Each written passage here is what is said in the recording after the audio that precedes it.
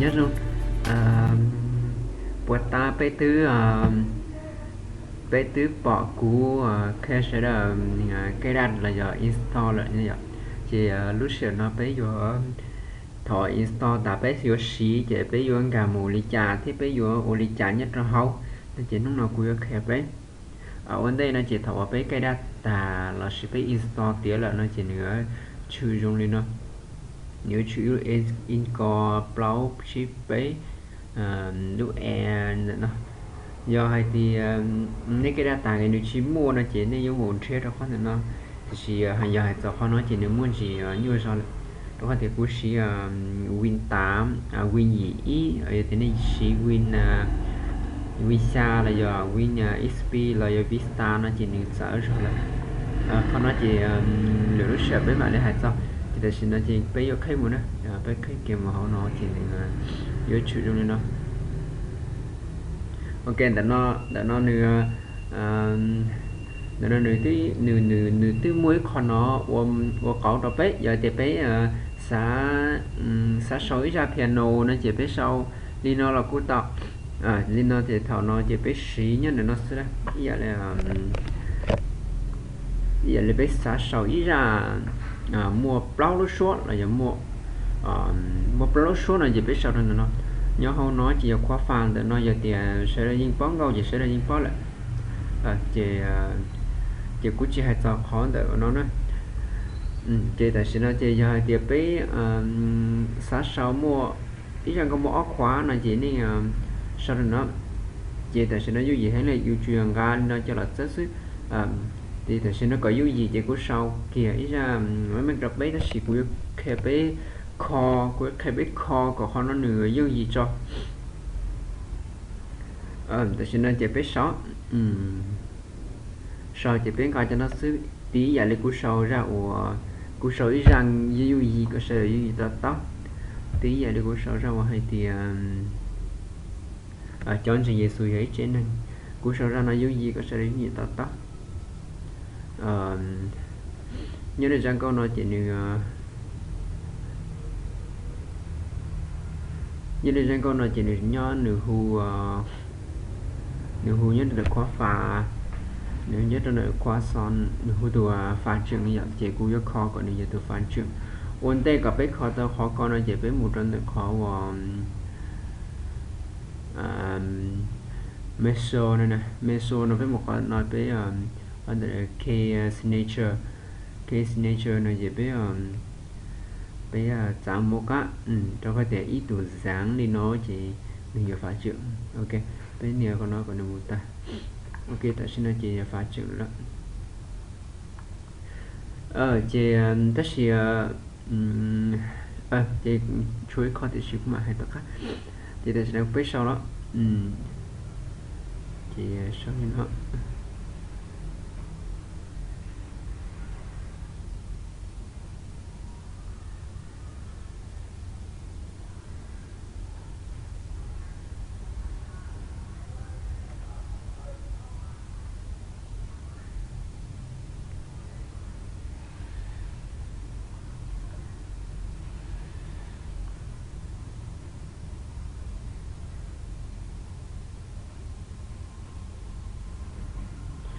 nếu mê chị cũng muốn ngủ lắm lo có cái yêu gì bỏ ok như nào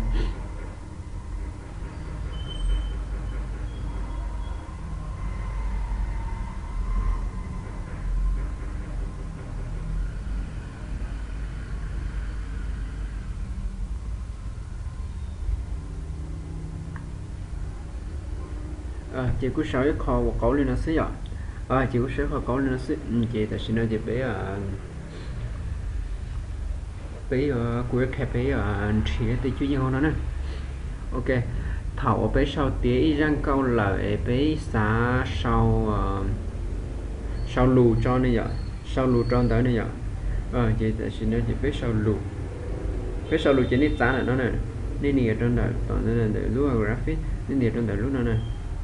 nên kia trong đời nó sẽ chỉ họ nó được sợ nên nhiều họ nó một giờ thảo nên bỏ khó chịu hay thì nên là graphic nên nếu còn graphic này chỉ được chữ nó chỉ biết số L này chỉ nhiều đó nó chỉ nó nữ gì cái chữ ở trong sau này là ok tôi sẽ nói chỉ biết sau kia rồi nó sẽ giờ để của sau thì cho ở thập với những cái lối dấu cách nó sẽ chỉ những chơi là nguồn được cho lưỡi lúc nốt đi nữa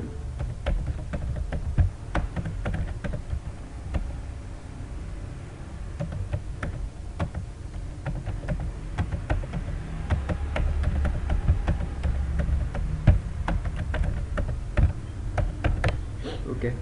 cô sẽ khô Lino có được basic ok họ nói chỉ biết sau chỉ giờ tiền thầu với xã giờ tiền răng câu nó được mỗi kho xã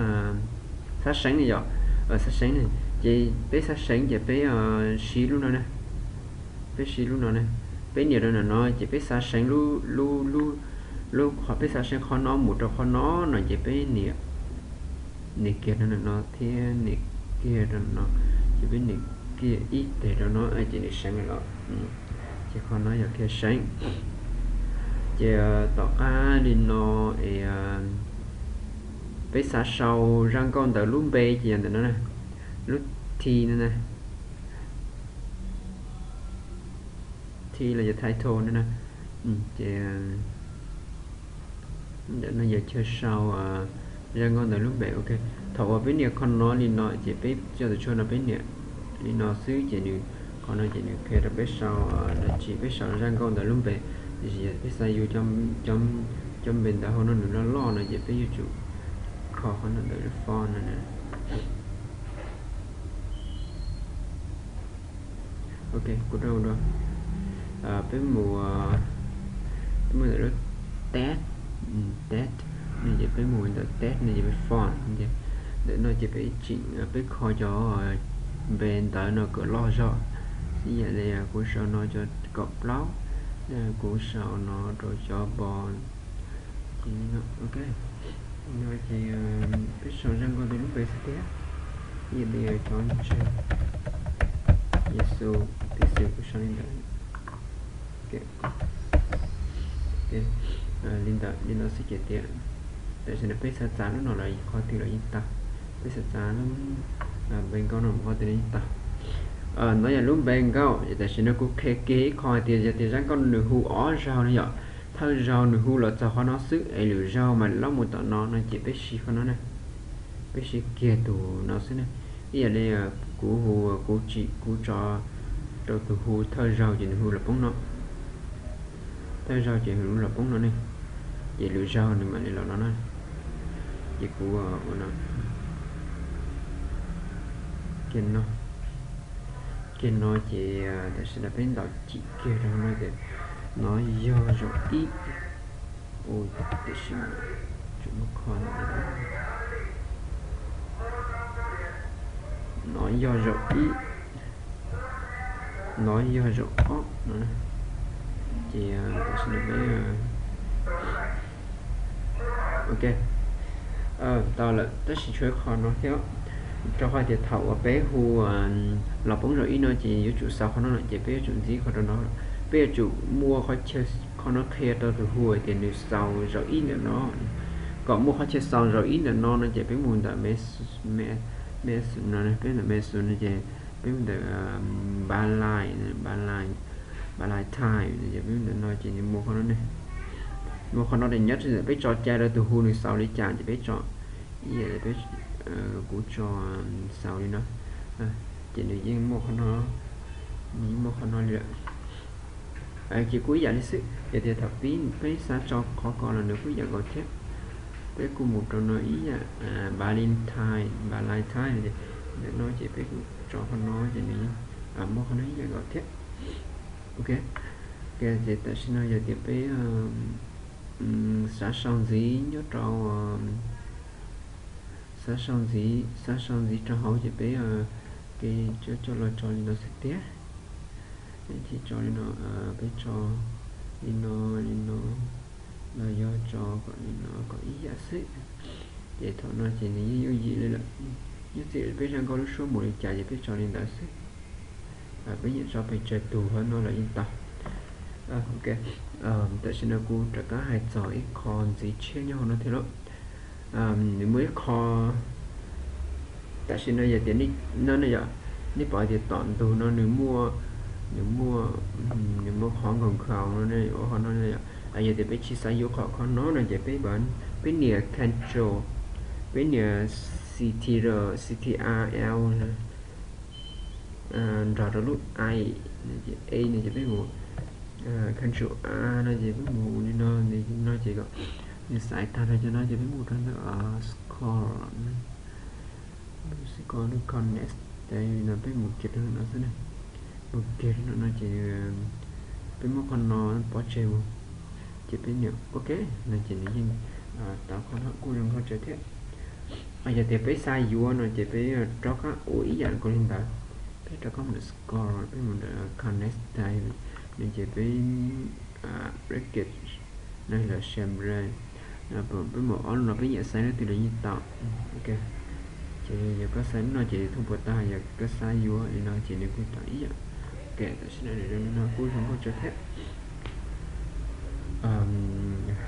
sẽ cho lúc từ theo dòng cái sáng chỉ tiếng mua sáng nó là tiếng mua hùi nó là ok chuối kho ta sẽ nói về tiệc của sát lóng lúa nhịp đó nó giờ của sát lóng lúa nhịp đó ý là của sát lóng xin tụi nó một của sát dữ vậy thôi chỉ thật sự nó giờ plau này giờ thì chỉ của cho nó là của sát dữ ót plau ok cho nó là cho nó này cho tụi nó của sát dữ ót plau này chỉ của một đứa nó này nó là case nature có một cái meso nó chỉ có một cái case nature nó chỉ một kia thì nó sẽ chỉ có giờ đi cái là số cho nên có một cái ta sẽ có tác từ mouse sang tác tại gì chia con nữa chỉ có một cái meso có một times nature ok thì sẽ có xây upload chỉ có để nó upload chỉ có giờ thì có xây upload nó hồ một sau chỉ có nè kia cho nên nó bây giờ thì có xây upload một sai in đầu thừa nhất là có sai thì chỉ có nè cái sự của xây thành lúc cậu thì chỉ có nó được là cậu chỉ có nè ok có những bỏ kia thì nó phải chỉ tự nhiên upload nó một sai lúc cậu này chỉ được cho cái lọ là upload nó một sai lúc cậu chỉ được cho cái là upload cho chỉ của ta cái sai lên ta là này của ta có cái sai lên ta là này ok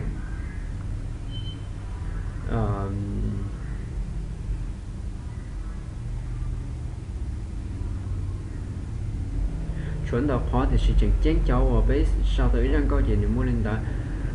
tại sao nên chỉ có keep call vậy có keep call có có keep call có nửa chữ tê tê cho roller nhưng nó có biết dùng gì call ok với một đơn ở view so high ok với nửa đơn là rule thế là pay margin là gì với ok tại sao nên bỏ mua từ ruler nhất là nó này từ thước này nhưng mà từ thước này chỉ nên dùng gì kho thì cho cái tiền đợt nửa lúa mặt đỉnh nó chỉ nửa lúa default nó chỉ sẽ do upload là do chỉ để phải xa kho với một đơn nữa này pay setup nó chỉ cái này phần tao chỉ phải vô phải chọn phải diện trên để theo học tạo cái là cái nguồn là printer setup bên là printer sẽ ở bên này là advanced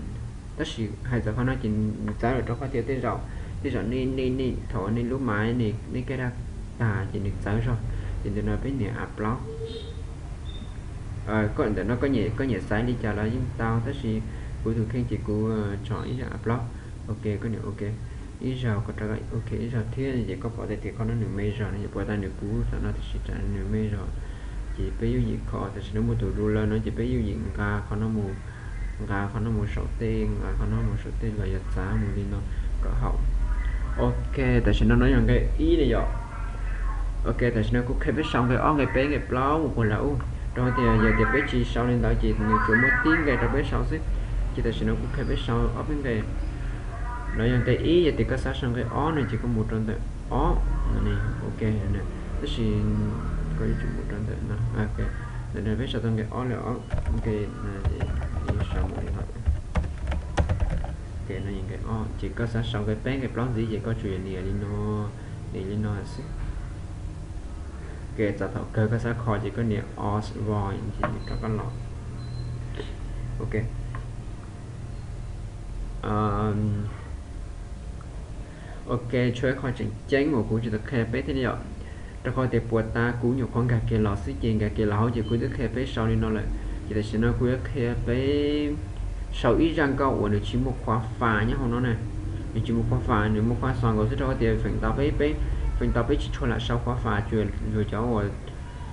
từ ít chữ song con tên tế thế là cho tú song con tên tế bật thấu lọ là chỉ lấy mà đi sau khóa họ nó xứ chỉ bé cho thì bé phần tập bé sau khóa sau nó xứ ở chị